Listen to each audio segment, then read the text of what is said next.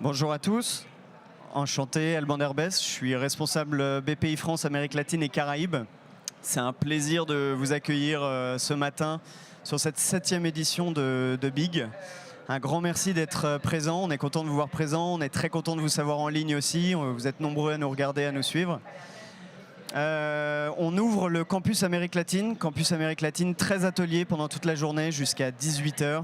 Avec des experts, vraiment des interlocuteurs de haut niveau qui sont venus, beaucoup qui viennent de l'étranger. C'est un plaisir de les recevoir, de les écouter. Toute la journée, ils vont s'efforcer à vous donner une image de l'Amérique latine, de ce qui se fait en Amérique latine, du business, mais aussi de l'économie, de la politique. On commence ce matin un atelier sur l'industrie au Mexique et sa place dans le développement durable. Donc on entre dans le vif du sujet. On a deux interlocuteurs, je les remercie vivement d'être là. Xavier de Belfond. Alors Xavier, c'est chairman du groupe Previta, ancien CEO AXA Mexique et Amérique latine. Donc Xavier s'est associé au fondateur de Previta depuis 2017 pour construire le premier système intégré de soins à domicile en Amérique latine. Il siège également dans plusieurs conseils de surveillance au Mexique, dans le secteur des assurances et des télécommunications. Xavier est aussi président de la Chambre de commerce et d'industrie franco-mexicaine. Merci beaucoup d'être là. Et Alexandre Gilles. Donc Alexandre est Revenue Management Solution Owner chez Suez. Il est dans le groupe Suez depuis 2015. Alexandre a un parcours éprouvé dans la digitalisation de l'expérience client, la performance des actifs et opérations, et aussi dans la mise en œuvre de nouveaux modèles d'affaires durables. À travers des facilitateurs tels que la technologie et les solutions, l'organisation et la culture, et le partenariat stratégique avec les écosystèmes locaux. Je vous laisse la parole. Vous avez 25 minutes environ. Après, on laissera un petit peu de temps aux questions pour les gens qui sont là. Et voilà, n'hésitez pas si vous avez des questions. Vous pouvez vous connecter avec vos écouteurs. Il y a un QR code pour écouter plus facilement l'atelier. Et on se retrouve dans 25 minutes. Merci beaucoup. Merci Alban. Bonjour à tous. Alors nous allons commencer avec Alexandre. On va partager un peu la présentation qu'on a préparée pour vous expliquer un petit peu le Mexique. Alors déjà, pour ceux qui ne sont pas des spécialistes, le Mexique, c'est un pays émergent, mais c'est un pays de poids. Pardon, c'est mieux. C'est un pays de poids. Alors quelques éléments que vous connaissez sûrement. C'est 130 millions d'habitants. C'est la 14e ou la 15e économie, encore plus fort. D'accord, c'est la 14e ou 15e économie mondiale. C'est la deuxième économie d'Amérique latine après le Brésil. C'est le premier PIB par habitant en Amérique latine. Donc c'est vraiment une économie un peu spéciale. C'est aussi dans l'industrie, c'est très important. C'est le premier partenaire économique des États-Unis devant la Chine depuis peu. Donc ça a regagné une vraie dynamique autour de ça. Alors il y a écrit TELEC, mais c'est pas exactement ça. Le Mexique est membre de l'accord Canada, États-Unis, Mexique, qui a été renégocié sous le gouvernement de Trump, et qui est quand même qui donne un avantage très intéressant pour tous les industriels qui sont basés au Mexique pour exporter aux États-Unis surtout aux États-Unis, mais aussi au Canada. Il y a un accord économique de l'Union européenne avec le Mexique. Alors, on n'est pas tout seul là-bas, il y a plus de 600 filiales d'entreprises françaises qui sont installées au Mexique, plus de 170 000 employés. Il y a une quantité industrielle d'entrepreneurs français à l'étranger comme moi, c'est-à-dire des gens qui sont restés, qui ont développé leurs affaires. On n'est pas officiellement des entreprises françaises, mais il y a vraiment une dynamique, que ce soit dans le monde des startups, dans tous les secteurs d'activité, on va trouver des Français très implantés et très dynamiques. Et en termes de technologie, le Mexique est un pays qui est en plein boom en termes de start-up. Il y a déjà 4 licornes, il n'y en avait pas il y a un an. Cette année, là, c'était l'explosion des start-up, des licornes. Alors, ce qui est intéressant quand il y a des licornes, c'est que ça fait deux choses. Un, il y a beaucoup d'argent qui arrive, c'est-à-dire les grands fonds commencent à arriver, ils sont très intéressés, ils commencent à mettre le Mexique dans leur carte mentale. Et deuxièmement, il y a beaucoup de dynamisme parce que ça donne des exemples.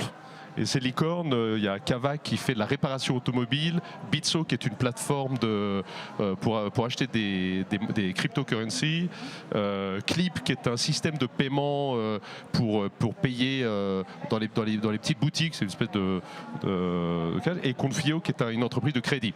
Donc des domaines différents. Il y a beaucoup de fintech bien sûr, parce que dans le monde entier les fintech ont démarré avant, mais Kavak est un très bon exemple.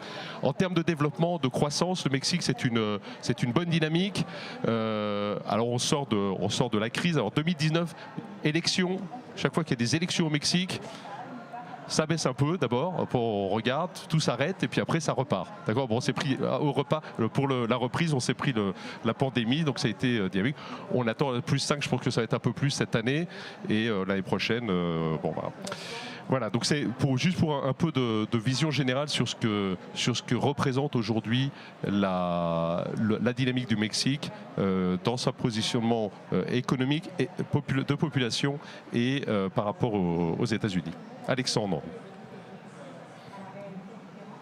Ah oui. Moi, si tu veux, je le fais. Alors, sur le développement durable, on va vous parler du développement durable surtout.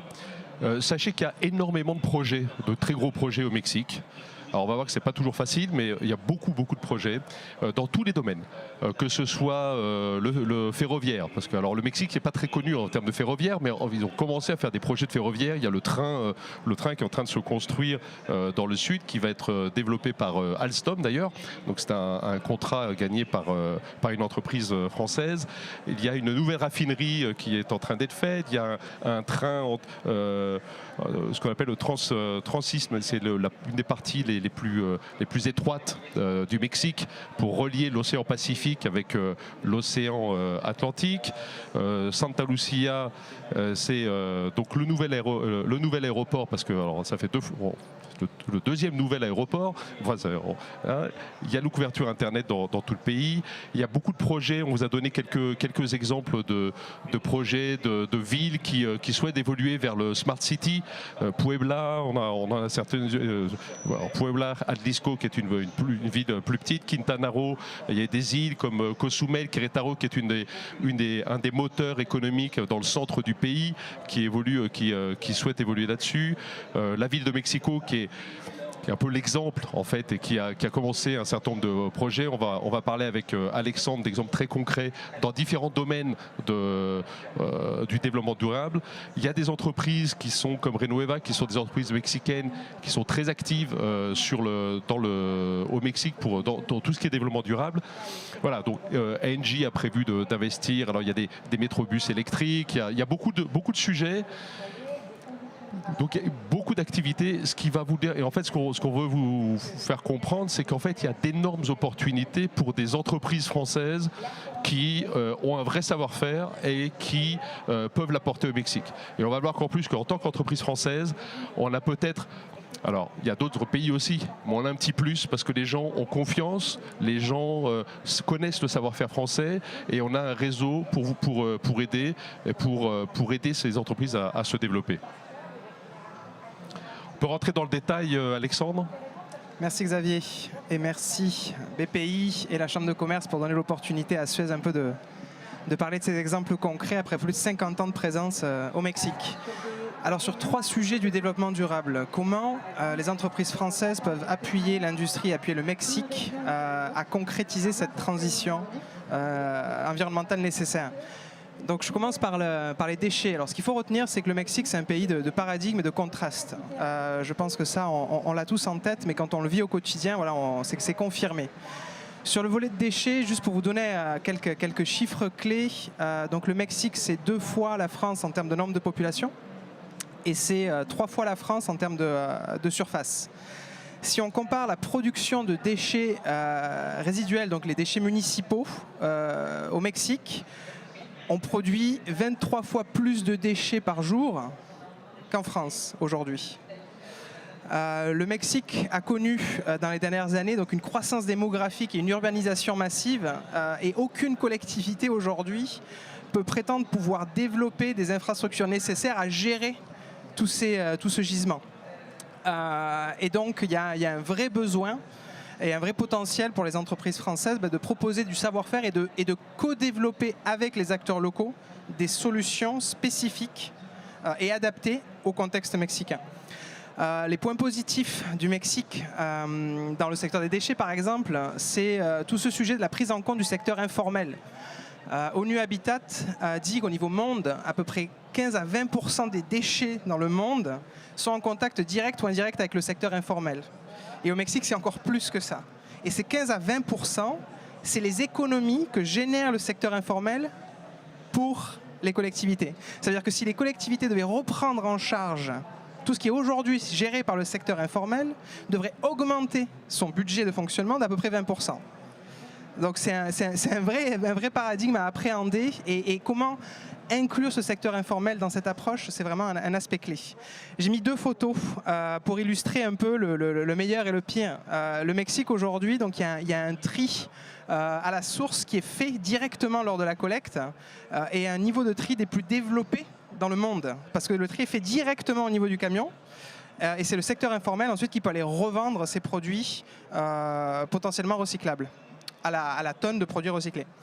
Et une autre photo qui est peut-être un peu moins jolie, mais c'est la réalité aujourd'hui de grandes décharges non couvertes où les déchets s'accumulent et génèrent tous les problèmes environnementaux que l'on connaît.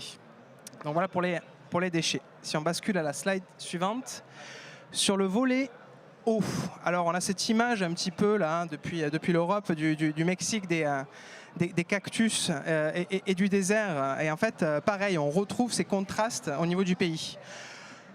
Au niveau du Mexique, 67% de la ressource en eau se trouve là où seulement vit 23% de la population. Et cette 23% de la population génère seulement 18% du PIB national. Et donc la ressource en eau qui est nécessaire pour n'importe quelle activité humaine et activité industrielle se trouve là où ne sont pas les industries. Alors je simplifie bien évidemment, mais le nord du Mexique où on a un énorme secteur industriel pour adresser le marché américain, on a une vraie pénurie d'eau, donc il manque de l'eau. Il faut trouver de nouvelles sources ou de nouvelles manières d'approvisionner les industries et de donner de l'eau pour faire fonctionner les chaînes de production. Et au sud, qui est beaucoup plus rural, avec l'État le plus pauvre en termes de PIB généré, qui est le Chiapas, où il y a une énorme quantité d'eau, mais il n'y a pas le secteur industriel associé. Donc il y a vraiment un paradigme nord-sud. Et un autre contraste, c'est, je vais vous donner l'exemple de la ville de Mexico City, par exemple, qui est une ville à 2400 mètres d'altitude, donc une énorme zone métropolitaine, où il pleut pendant seulement 3 mois dans l'année. Et dans 3 mois de l'année, il y a des pluies diluviennes qui permettraient potentiellement de recharger les nappes phréatiques sous la ville de Mexico City qui est construite sur un lac, et pour pouvoir alimenter la population. Le problème, c'est qu'il pleut tellement fort et en tellement peu de temps, on n'arrive pas à récupérer cette ressource pour pouvoir réalimenter la nappe. Et donc là, il y a un vrai sujet de pouvoir récupérer la ressource quand elle est disponible pour pouvoir l'utiliser quand on n'en a pas. Donc voilà, ça illustre bien mon propos du contraste et du paradigme. J'allais sur la slide d'après, sur le cadre réglementaire. Alors, ce qu'il faut retenir, c'est qu'au Mexique, de manière générale, donc déjà, il y a 3 strates. Il y a le niveau municipal des villes, le niveau étatique, les États, et le niveau fédéral. Ce qu'il faut retenir là, de cette présentation, c'est qu'il y a un cadre réglementaire environnemental poussé au Mexique. Si je donne l'exemple de l'eau, par exemple, donc on a eu la chance de construire la première usine qui réinjecte l'eau pluviale traitée dans la nappe pour réalimenter la nappe, mais l'eau traitée doit avoir une meilleure qualité que l'eau qui est distribuée dans le réseau de distribution, sur certains aspects bien évidemment. Si on regarde le sujet qualité de l'air, de manière générale, il y a des normes de limitation d'émissions du secteur industriel, au moins aussi développées que dans la plupart des pays européens.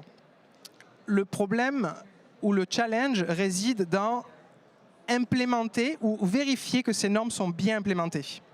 Si on regarde le sujet de la qualité de l'air, le but, c'est de s'équiper, enfin, pour les États, pour monitorer le niveau d'émission, c'est de s'équiper en station de monitoring de la contamination. pour faire respecter la norme. Mais en fait, ces stations coûtent très cher et il n'y a pas forcément les capacités budgétaires étatiques pour se munir et pour avoir ces stations pour vérifier que les industriels respectent ces limitations. Et donc il y a un vrai paradigme là ici où on a un bon cadre réglementaire mais pas forcément les moyens ou les budgets pour l'implémenter. Et donc là, il y a un espace pour les entreprises privées pour co-innover et co-designer avec les acteurs locaux mexicains parce qu'il y a énormément d'entreprises et énormément de potentiel dans l'innovation au Mexique pour donner des solutions à ces acteurs pour pouvoir bien implémenter les normes déjà existantes. La bonne nouvelle, c'est qu'il y a les normes. Maintenant, il faut les implémenter. Et pour complémenter donc, le propos de Xavier, donc, le Mexique, c'est une terre d'opportunités. Il y a d'énormes projets et de gros projets. Ici, j'ai mis 3 photos de 3 projets qui étaient censés être lancés, mais dû à cette instabilité politique, dans le sens où on a des changements politiques très forts et sur des pas de temps très courts, ces projets, des fois, sont annulés. Donc, il y a un énorme projet, la plus grosse usine de dessalement du monde qui devait être construite, qui finalement a été annulée. Un énorme incinérateur de déchets pour alimenter en électricité l'ensemble du métro de la ville, qui a été aussi annulé pour être relancé plusieurs années après. Et le fameux aéroport de la ville de Mexico City qui avait commencé à être construit, mais finalement qui est arrêté pour partir sur un autre projet. Donc il y a d'énormes opportunités, mais il faut savoir concrétiser ces opportunités, basculer de l'opportunité en un projet. Et pour ça, ça fait le lien avec la slide d'après, je vais laisser la parole à Xavier, ça fait le lien avec la durée des mandats politiques qui sont un peu le fil directeur de la bonne concrétisation de ces projets. Alors, avant de rentrer dans les détails des mandats, depuis 2 ans maintenant, on a un changement gouvernemental très important au Mexique, puisque c'est politiquement, il s'autonome la 4e transformation. Alors cette 4e transformation a eu pas mal d'impact et a pas mal d'impact pour les entreprises, sur les projets.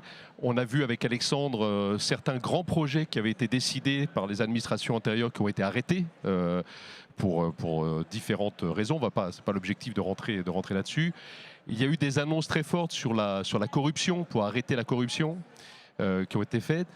Et puis, de temps en temps, ce gouvernement a la capacité, on parlait des difficultés de mettre en œuvre un certain nombre de mesures, de règles, sur par exemple les normes que doivent subir les industriels.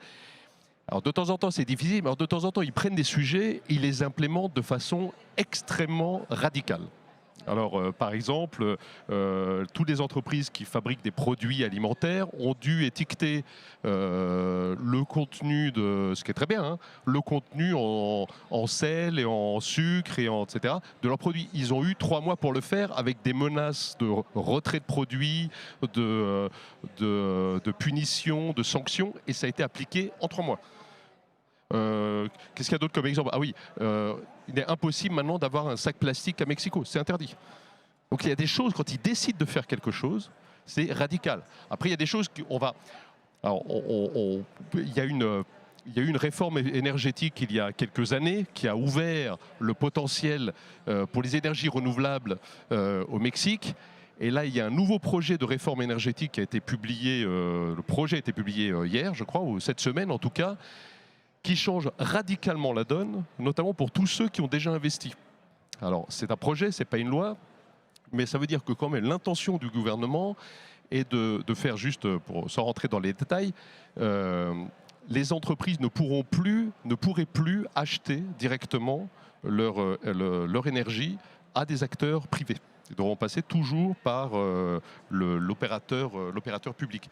C'est un projet, mais ça veut dire que ça change beaucoup. Et cet opérateur public a garanti par cette nouvelle loi 54% de la génération d'énergie.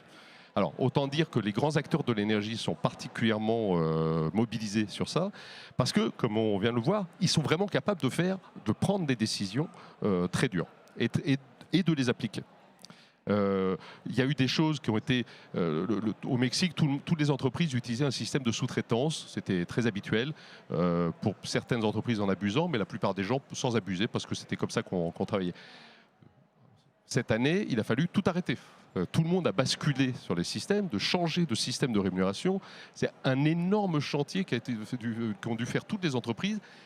Il y a eu des ajustements entre le projet initial et le projet, mais ce gouvernement a la capacité de prendre des sujets et de les traiter et de les mettre en œuvre quand ils veulent. Voilà. Donc il faut être sensible. Je pense que c'est un peu notre message. Là. Il y a vraiment des super opportunités. Il y a des gros projets, il y a des petits projets, etc. Mais il faut être très sensible, il faut être très localisé. Il faut sentir le vent du boulet. Et même quand on y est, c'est pas toujours simple. Alors, Alexandre va vous parler un petit peu des détails, parce qu'on a parlé là du gouvernement central, gouvernement fédéral, qui a changé donc, en 2019, mais régulièrement, il y a des changements gouvernementaux. Oui, tout à fait. Donc là, on est au niveau fédéral, donc c'est des mandats de 6 ans non renouvelables. On est à peu près à la moitié là, du mandat. Au niveau étatique, on est sur des mandats de 6 ans aussi non renouvelables. Et au niveau municipal, là où on est au plus proche finalement des enjeux de développement durable, c'est des mandats très courts, de 3 ans, et qui n'étaient pas renouvelables jusqu'en 2018.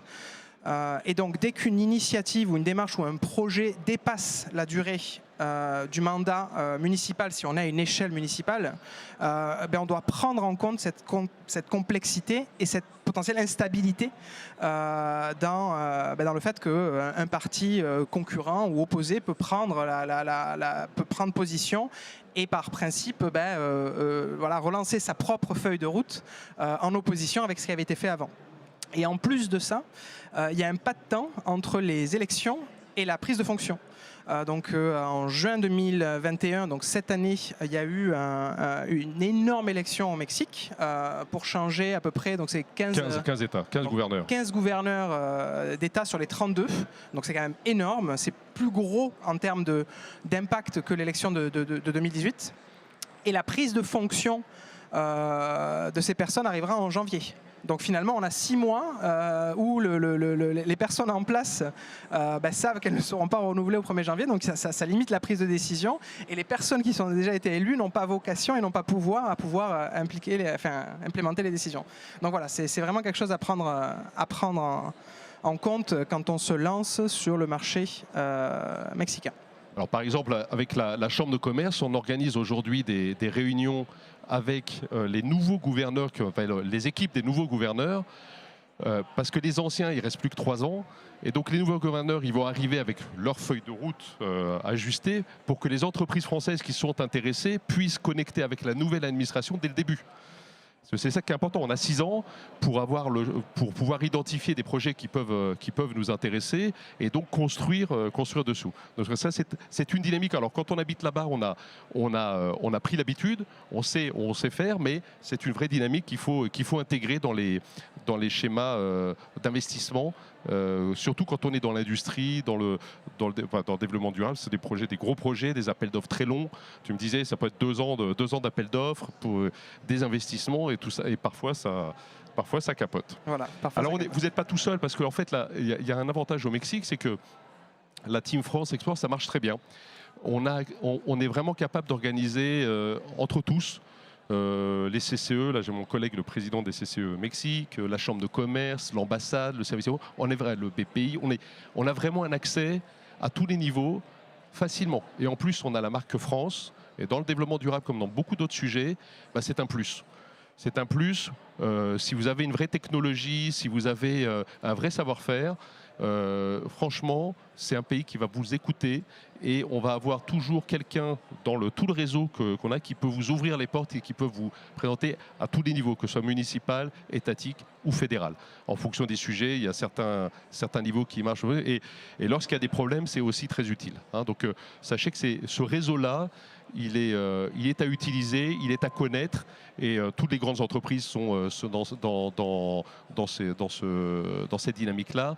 Les startups, on a lancé la French Tech au Mexique. Enfin, il y a vraiment une belle dynamique et avec cet accès France, je pense qu'on a un plus qui est utilisable lorsqu'une entreprise française, que ce soit PME, ETI ou même grand groupe, parce que même les grands groupes parfois ont des difficultés, peuvent parler avec ça. Voilà, donc c'est un peu ce qu'on voulait vous partager sur le Mexique. Donc je pense qu'en résumé, beaucoup d'opportunités. Alors on a parlé beaucoup de développement durable, hein, mais il y a surtout beaucoup de domaines, dans tous les domaines, c'est la même chose. Donc de belles opportunités, un cadre réglementaire qui est plutôt attractif parce qu'ils mettent la barre haute. Mais après, on est dans un pays où parfois la mise en œuvre est difficile ou alors radicale. Donc parfois, il faut le jouer. Et il y a une instabilité, pas une instabilité politique en tant que telle, mais comme disait Alexandre, lorsque le parti au pouvoir change, que ce soit municipalement, que ce soit au niveau de l'État ou au niveau de la fédération, ça a un impact. Ça a un impact économique, en particulier sur les grands projets. Sur les choses plus petites, ça dépend. Mais juste un exemple, quand la nouvelle maire de Mexico a été élue en 2019, ils ont arrêté 100% des autorisations de construction d'immeubles. Je ne sais pas si vous imaginez une ville de la taille de Mexico qui n'a pas... Tout a été arrêté. Les immeubles de bureaux, les immeubles individuels, tout a été arrêté pour révision des dossiers. Ça a duré 9 mois, je crois, ça, je me souviens bien. C'est 9 mois, le temps, ils voulaient vérifier qu'il n'y ait pas de corruption, qu'il n'y ait pas de ceci, qu'il n'y ait pas de cela, etc. Alors, 9 mois de tous les industriels français qui avaient des projets de construction, que ce soit des ponts, des infrastructures, des immeubles, ont eu leurs projets arrêtés. Donc c'est des réalités parfois on est confronté à ça. Non, donc il faut être capable de gérer ça. Voilà, je ne sais pas s'il y a des questions, Alban, je ne sais pas si...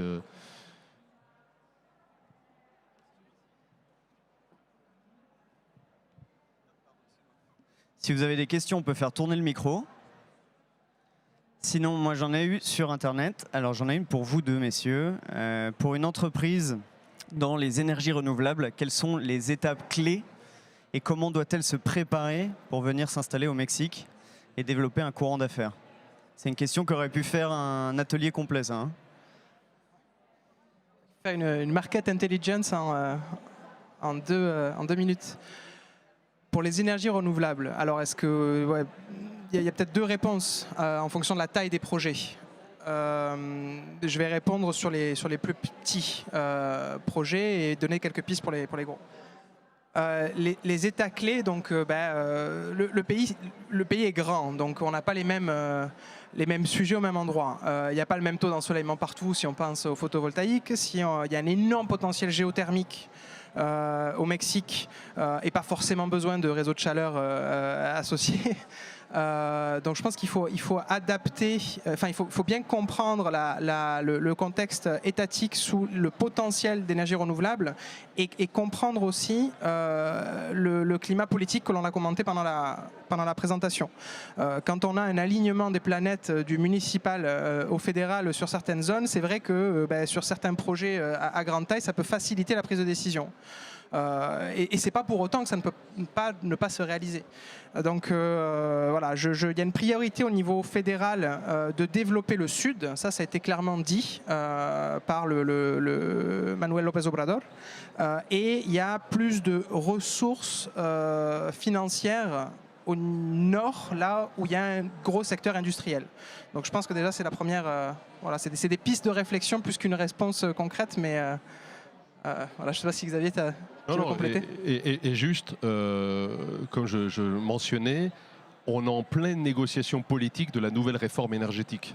Donc en fait, ce qu'on sait, on ne sait pas très bien comment ça va terminer. Voilà. Il y a beaucoup de gens, il y a beaucoup d'intérêts, il y a beaucoup d'investisseurs qui ont... Il y a eu des usines de photovoltaïque, par exemple, parmi les plus grandes du monde qui ont été faites, les plus efficientes du monde. On ne sait pas très bien ce qui va se passer, en fait, voilà, aujourd'hui. Il y a beaucoup de lobbying autour de ça, bien entendu. Il y a une décision politique forte qui est de repositionner l'opérateur historique mexicain public.